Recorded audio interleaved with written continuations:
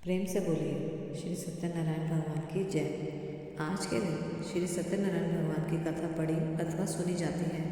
तो आइए आज आपको सुनाते हैं श्री सत्यनारायण भगवान के संपूर्ण व्रत कथा और आरती। एक समय नैमिषारण्य तीर्थ में शौनक आदि 88,000 ऋषियों ने श्री सूत जी से पूछा, हे प्रभु, इस कलयुग में वेद विद्या रहित मनुष्यों को प्रभु भक्ति किस प्रकार मिलेगी और उनका उद्धार कैसे होगा। इसलिए हे मुनि श्रेष्ठ, कोई ऐसा तप कहिए जिससे थोड़े समय में पुण्य प्राप्त हो जाए और मन वांछित फल मिले। वह कथा सुनने की हमारी बहुत इच्छा है। सर्वशास्त्र ज्ञाता श्री सूत जी बोले, हे वैष्णवों में पूज्य, आप सबने प्राणियों के हित की बात पूछी है। अब मैं उस श्रेष्ठ व्रत को आप लोगों में कहूँगा जिस व्रत को नारद जी ने लक्ष्मी नारायण जी से पूछा था और लक्ष्मीपति ने मुनि श्रेष्ठ नारद जी से कहा था। सो ध्यान से सुनिए। एक समय योगी राज नारद जी दूसरों के हित की इच्छा से अनेक लोकों में घूमते हुए मृत्यु लोक में आ पहुँचे। यहाँ अनेक योगियों में जन्मे हुए प्राय सभी मनुष्य लोग अपने कर्मों द्वारा अनेकों दुखों से पीड़ित होकर देखता हुआ सोचा कि किस यत्न के करने से निश्चय ही इन प्राणियों का दुखों का नाश होगा। ऐसा मन में सोचकर विष्णु लोक को चले गए। वहाँ श्वेत वर्ण और 4 भुजाओं वाले देवों के ईश नारायण को देखकर, जिनके हाथों में शंख चक्र गदा और पद्म थे, वे वरमाला पहने हुए थे, उनकी स्तुति करने लगे। हे भगवान, आप अत्यंत शक्ति से संपन्न हैं। मन तथा वाणी भी आपको नहीं पा सकती है। आपका आदि मध्य अंत नहीं है। निर्गुण स्वरूप सृष्टि के आदि भूतों व भक्तों के दुखों का नाश करने वाले हो आपको मेरा नमस्कार है। नारद जी की इस प्रकार की स्तुति सुनकर विष्णु भगवान बोले, हे मुनि श्रेष्ठ, आपके मन में क्या है? आपका किस काम के कारण आगमन हुआ है? निसंकोच होकर कहिए। तब नारद मुनि बोले, मृत्यु लोक में सब मनुष्य जो अनेक योनियों में पैदा हुए हैं और अपने कर्मों के द्वारा अनेक दुखों से दुखी हैं, हे नाथ, मुझ पर दया रखते हो तो बताइए कि उन मनुष्यों के सब दुखों को थोड़े से ही प्रयत्न में कैसे दूर कर सकते हैं। हे नारद, मनुष्य की भलाई के लिए तुमने ये बहुत अच्छी बात पूछी है। जिस काम को करने से मनुष्य मोह से छूट जाता है वह मैं कहता हूँ, सुनो। बहुत पुण्य देने वाला, स्वर्ग तथा मृत्यु लोक दोनों में दुर्लभ एक उत्तम व्रत है। आज मैं प्रेमवश होकर तुमसे कहता हूँ, सत्यनारायण का व्रत अच्छी तरह विधिपूर्वक करने से मनुष्य आयु परत या सुख भोग कर मरने पर मोक्ष को प्राप्त होता है। श्री भगवान के वचन सुनकर नारद मुनि बोले कि इस व्रत का फल क्या है? क्या इस व्रत करने का विधान है और किसने यह व्रत किया? किस दिन यह व्रत करना चाहिए? विस्तार से कहिए प्रभु। भगवान श्री विष्णु बोले, दुख शोक आदि को दूर करने वाला, धन धान्य को बढ़ाने वाला, सौभाग्य संतान का सुख देने वाला, यह व्रत सब स्थानों पर विजय करने वाला है। भक्ति और श्रद्धा के साथ किसी भी दिन मनुष्य श्री सत्यनारायण की शाम को के समय ब्राह्मणों और बंधुओं के साथ धर्म पारायण होकर पूजा करें। भक्ति भाव से नैवेद्य, केले का फल, घी, दूध, गेहूँ आदि का चूर्ण सवाया ले। गेहूँ के अभाव में साठी का चूर्ण, शक्कर और गुड़ ले। सब भक्षण योग्य पदार्थ जमा करें, भगवान को अर्पण करें और बंधुओं सहित ब्राह्मणों को भोजन कराएं। इसके पश्चात स्वयं भी भोजन करें। नित्य गीत का आचरण करके भगवान सत्यनारायण का स्मरण करते समय व्यतीत करें। इस तरह व्रत करने से मनुष्य की सभी इच्छा निश्चय ही पूरी होगी। विशेषकर काले काल में भूमि पर यही मोक्ष का सरल उपाय है। इसके प्रसंग में सूत जी बोले, ऋषियों ने जिसने पहले इस समय इस व्रत को किया उसका इतिहास कहता हूँ, उस ध्यान से सुनो। सुंदर काशीपुरी नगरी में एक अत्यंत निर्धन ब्राह्मण रहता था। वह भूख और प्यास से बेचैन हुआ, नित्य पृथ्वी पर घूमता था, ब्राह्मणों से प्रेम करता था। ब्राह्मण से प्रेम करने वाले भगवान ने ब्राह्मण को दुखी होते हुए देख बूढ़े ब्राह्मण का रूप धारण करा और उसके पास जाकर आदर से पूछा, हे विप्र, नित्य दुखी हुआ पृथ्वी पर क्यों घूमते हो? श्रेष्ठ ब्राह्मण, यह सब मुझसे कहो, मैं सुनना चाहता हूँ। ब्राह्मण बोला, मैं निर्धन ब्राह्मण हूँ, भिक्षा के लिए पृथ्वी पर घूमता हूँ। हे भगवान, यदि आप इसका उपाय जानते हो तो कृपा करके कहो। वृद्ध ब्राह्मण बोला कि सत्यनारायण भगवान मन वांछित फल देने वाले हैं, इसलिए हे ब्राह्मण, तू उनका पूजन कर, जिनके करने से मनुष्य सब दुखों से मुक्त होता है। ब्राह्मण को व्रत का सारा विधान बताकर बूढ़े ब्राह्मण का रूप धारण करने वाले सत्यनारायण भगवान अंतर्धान हो गए। जिस व्रत को उस वृद्ध ब्राह्मण ने बताया है, मैं उसको ज़रूर करूँगा। यह निश्चय करने पर उसे रात को नींद नहीं आई। वह सवेरे उठकर सत्यनारायण के व्रत का निश्चय करके भिक्षा का चला गया। उसी दिन उसको भिक्षा में बहुत धन मिला, जिससे बंधु बांधवों के साथ उसने सत्यनारायण जी का व्रत किया। ऐसा करने पर वह ब्राह्मण सभी दुखों से छूटकर अनेक प्रकार की संपत्तियों से युक्त हो गया। उस समय से वह ब्राह्मण हर मास व्रत करने लगा। इस तरह से सत्यनारायण भगवान का जो व्रत करेगा वह सब पापों से छूटकर मोक्ष को प्राप्त होगा। आगे जो पृथ्वी पर सत्यनारायण का व्रत करेगा वह मनुष्य सब दुखों से छूट जाएगा। सूत जी ऋषियों से बोले कि इस तरह नारद जी ने नारायण का कहा हुआ ये व्रत मैंने तुमसे कहा है। हे विप्रो, मैं और क्या कहूँ। तब ऋषि बोले, हे मनीश्वर, संसार में इस ब्राह्मण से सुनकर किस किसने इस व्रत को किया हम वह भी जानना चाहते हैं। इसके लिए हमारे मन में बहुत श्रद्धा है। सूत जी बोले, हे मुनियों, जिसने इस व्रत को किया है वह सब सुनो। एक समय एक ब्राह्मण धन और ऐश्वर्य के अनुसार बंधु बांधवों के साथ व्रत करने को तैयार हुआ। उसी समय एक लकड़ी बेचने वाला बूढ़ा आदमी आया। बाहर लकड़ियों को रखकर ब्राह्मण के मकान में गया। प्यास से दुखी लकड़हारे ने उनको व्रत करते हुए देखा और ब्राह्मण को नमस्कार करके कहने लगा कि आप ये क्या कर रहे हैं और इसके करने का क्या फल मिलता है, कृपा करके मुझे भी बताइए। ब्राह्मण ने कहा, सब मनोकामनाओं को पूरा करने वाले ये सत्यनारायण भगवान का व्रत है। इसकी कृपा से ही मेरे यहाँ धन धान्य आदि की वृद्धि हुई है। ब्राह्मण ने इस व्रत के बारे में जानकर लकड़हारा बहुत प्रसन्न हुआ। चरण अमृत लेकर प्रसाद और खाने के बाद वह अपने घर को गया। लकड़हारे ने अपने मन में इस प्रकार का संकल्प किया कि आज गांव में लकड़ी बेचने से जो धन मिलेगा उसी से वह सत्यनारायण भगवान का उत्तम व्रत करेगा। यह मन में विचार करके वह बूढ़ा आदमी लकड़ियों अपने सर पर रखकर जिस नगर में धनवान लोग रहते थे ऐसे सुंदर नगर में गया। उस दिन वहाँ उसे उन लकड़ियों का दाम पहले से चौगुना मिला। तब वह बूढ़ा लकड़हारा दाम लेकर और अति प्रसन्न होकर पक्के केले की फली, शक्कर, घी, दूध, दही और गेहूं का चूर्ण इत्यादि सत्यनारायण भगवान के व्रत की कुल सामग्री को लेकर अपने घर गया। फिर उसने अपने भाइयों को बुलाकर विधि के साथ भगवान जी का पूजन किया और व्रत किया। उस व्रत के प्रभाव से वह बूढ़ा लकड़हारा धन, पुत्र आदि से युक्त हुआ संसार के समस्त दुख भोगकर वैकुंठ को चला गया। श्री सूत जी बोलते हैं, हे ऋषि मुनियों, अब मैं आगे की कथा कहता हूँ, सुनो।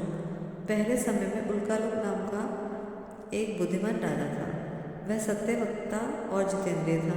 प्रतिदिन देवस्थानों पर जाता और गरीबों को धन देकर उनका कष्ट दूर करता था। उसकी पत्नी कमल के समान मुख वाली और सती साध्वी थी। भद्रशिला नदी के तट पर दोनों ने श्री सत्यनारायण भगवान का व्रत किया। उस समय में वहाँ एक साधु वैश्य आया। उसके पास व्यापार के लिए बहुत साधन था। वह नाव को किनारे पर ठहराकर राजा के पास गया। राजा को व्रत करते हुए देखकर विनय के साथ पूछने लगा कि हे राजन, भक्ति युक्त चित्त आप ये क्या कर रहे हैं? मेरी ये सुनने की इच्छा है, तो आप मुझे बताइए। राजा बोला, हे साधु, अपने भानवों के साथ पुत्र आदि की प्राप्ति के लिए महाशक्तिमान माँ सत्यनारायण भगवान का व्रत पूजन किया जा रहा है। राजा के वचन सुनकर साधु आदर से बोला, हे राजन, मुझसे भी इसका विधान करो। मैं भी इस कथन को सुनकर इस व्रत को करूँगा। मेरी भी कोई संतान नहीं है, इससे अवश्य निश्चय ही हो जाएगी। राजा ने सब विधान सुनकर व्यापार से निवृत्त होकर आनंद के साथ घर गया। साधु ने अपनी स्त्री को संतान देने वाले इस व्रत का समाचार सुनाया और कहा कि जब मेरी संतान होगी तब मैं इस व्रत को करूँगा। साधु ने ऐसे वचन अपनी स्त्री लीलावती से कहे। एक दिन उसकी स्त्री लीलावती अपने पति के साथ आनंदित होकर संसारिक धर्म में प्रवृत्त होकर सत्यनारायण भगवान की कृपा से गर्भवती हो गई। 10वें महीने में उसने एक सुंदर कन्या का जन्म हुआ। दिनों दिन में कथा वह इस तरह बढ़ने लगी जैसे शुक्ल पक्ष का चंद्रमा बढ़ता है। कन्या का नाम कलावती रखा गया। जब लीलावती ने अपने शब्दों से अपने पति से कहा कि आपने संकल्प किया था कि मैं भगवान का व्रत करूँगा, अब आप उसको करिए। साथ बोला, हे प्रिय, इसके विवाह पर करूँगा। इस प्रकार अपनी पत्नी को आश्वासन देकर वह नगर को गया। कलावती पितृगृह में वृद्धि को प्राप्त हो गई। साधु ने जब नगर में उसको सखियों के साथ अपने पुत्री को खेलते देखा तो तुरंत दूर बुलाकर कहा कि पुत्री के वास्ते कोई सुयोग्य वर देखिए। साधु के आज्ञा पाकर दूत कंचन नगर पहुंचा और वहाँ पर बड़ी खोज और देखभाल कर लड़की के लिए सुयोग्य वर ने पुत्र को ले आया। उस सुयोग्य लड़के को देखकर साधु ने अपने बंधु बांधवों सहित प्रसन्नचित होकर अपनी पुत्री का विवाह उसके साथ कर दिया। किंतु दुर्भाग्य से विवाह के समय में वह व्रत करना भूल गया। तब श्री भगवान को क्रोधित हो गए और श्राप दिया कि तुम्हें दारुण दुख प्राप्त होगा अपने कार्य में कुशल साधु बनिया जमाता सहित समुद्र स्थित रत्नपुर नगर में गया। वहाँ दोनों ससुर जमाई चंद्रकेतु राजा के उस नगर में व्यापार करने लगे। एक रोज भगवान सत्यनारायण की माया से प्रेरित कोई चोर राजा का धन चुरा के भाग रहा था, किंतु राजा के दूतों को आता देख चोर ने घबराकर भागते हुए राजा के धन को वहीं रख दिया, चुपचाप जहाँ वे ससुर जमाई ठहरे थे। तब दूतों ने उस साधु वैश्य के पास राजा के धन को देखा तो वे दोनों उसे मारकर ले गए और प्रसन्नता से दौड़ते हुए राजा के समीप जाकर बोले कि ये दो चोर हम पकड़ के लाए हैं, देख कर आ गया है। तब राजा की आज्ञा से उनको कठोर कारावास में डाल दिया गया और सब कुछ उसका छीन लिया गया। सत्यनारायण भगवान के शाप द्वारा उनकी पत्नी में भी घर में बहुत दुखी रही। घर पर जो भी धन रखा था वह चोर चुरा कर ले गए। शारीरिक व मानसिक पीड़ा, भूख प्यास से अति दुखित होकर अन्न की चिंता में कलावती एक ब्राह्मण के घर गई।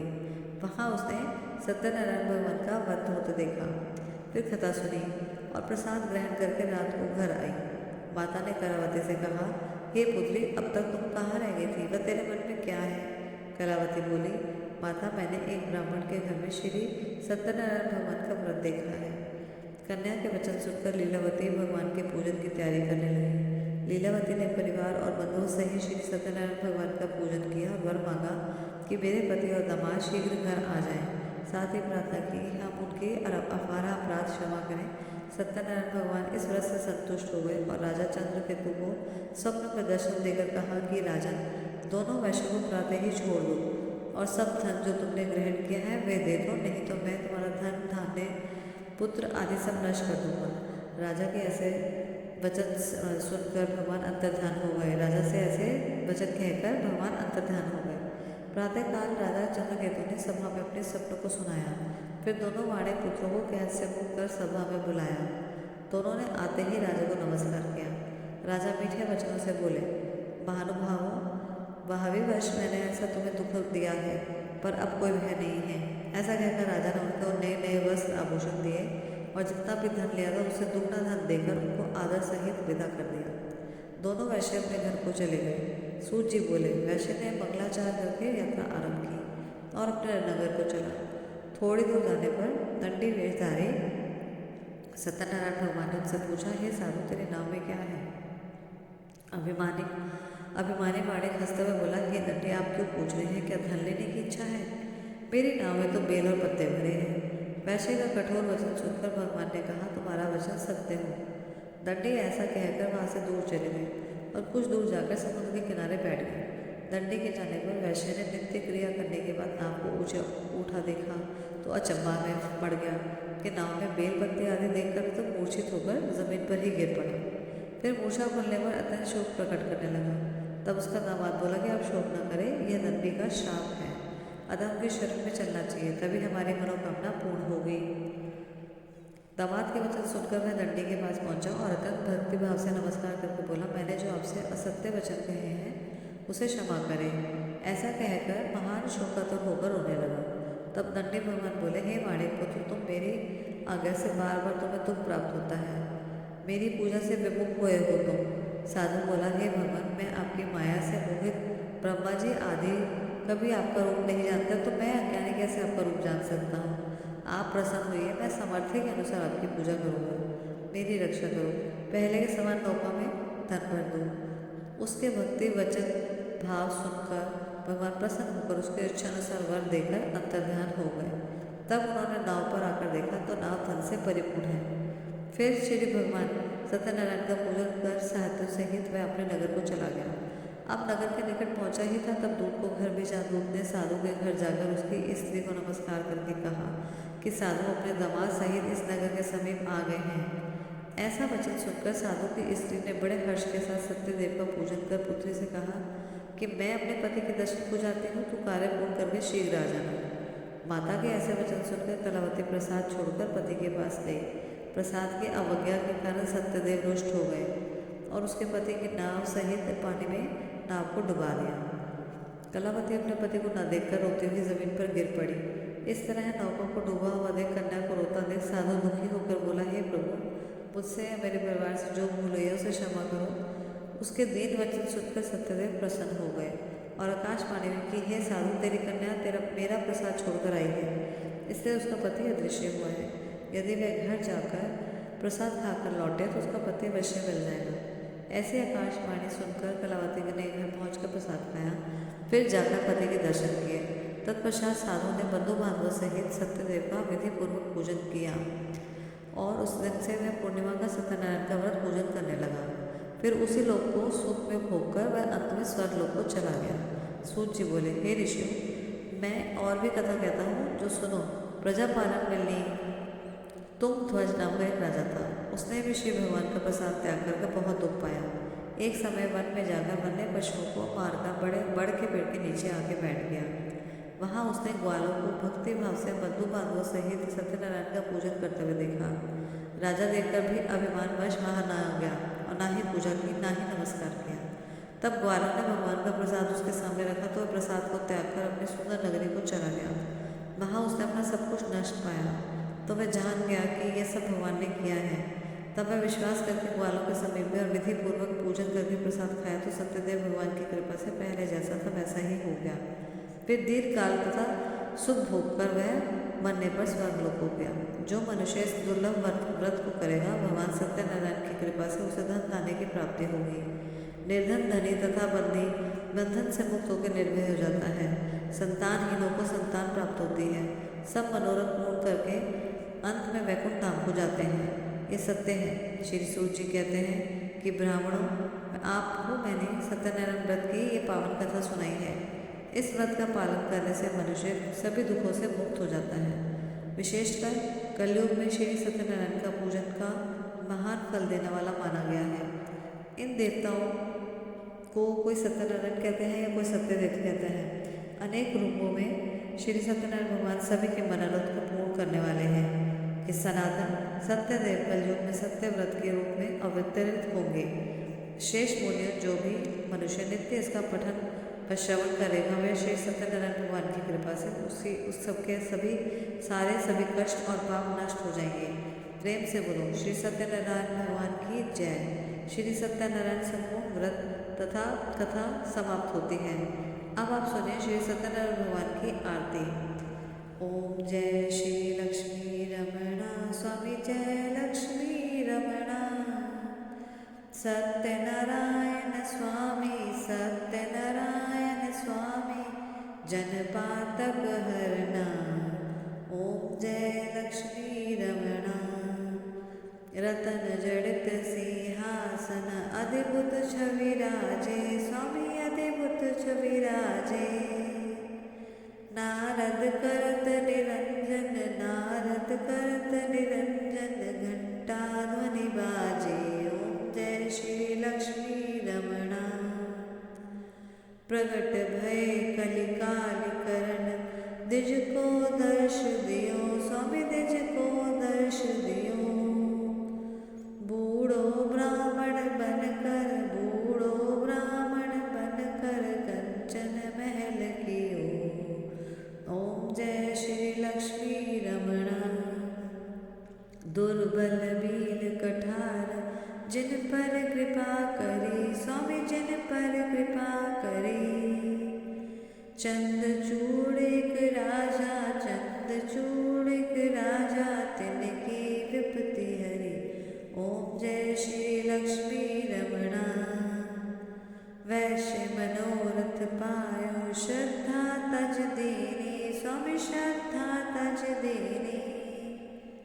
सो फल भोगे प्रभु जी, सो फल भोगे प्रभु जी, फिर स्तुति कीनी।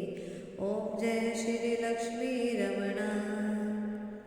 भाव भक्ति के कारण छिन छिन रूप धरो, स्वामी छिन छिन रूप धरो। श्रद्धा धारण तिनके काज करो। ओम जय श्री लक्ष्मी रमणा। ग्वाल बाल संग राजा, वन में भक्ति करी, स्वामी वन में भक्ति करी। मन वांछित फल दीनो, मन वांछित फल दीनो, दीन दयाल हरि। ओम जय श्री लक्ष्मी रमणा। चढ़त प्रसाद सेवा कदली फल मेवा, स्वामी कदली फल मेवा। धूप दीप तुलसी से, धूप दीप तुलसी से, राजी सत्यदेवा। ओम जय श्री लक्ष्मी रमणा। श्री सत्यनारायण जी की आरती जो कोई नर गावे, स्वामी जो कोई नर गावे।